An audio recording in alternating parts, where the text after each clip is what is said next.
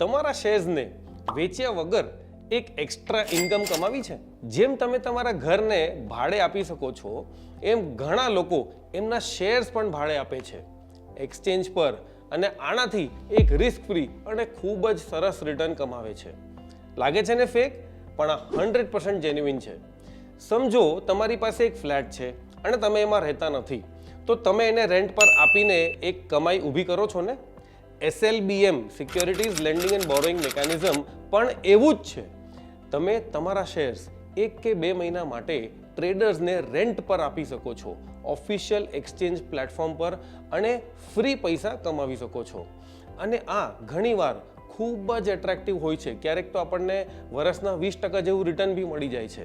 અને best part, આમાં rent day 1 પર તમારા બ્રોકર લેજરમાં ક્રેડિટ થઈ જાય છે.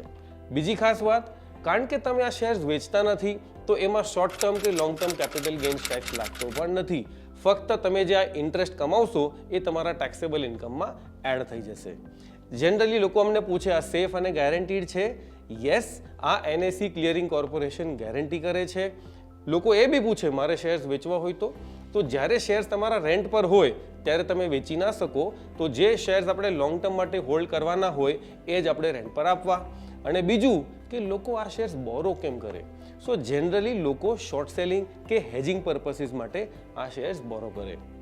સો કાલથી તમારા સ્ટોક્સને કામે લગાડો અને પૈસા કમાવો. કોઈ સવાલ હોય તો કમેન્ટ્સમાં પૂછજો.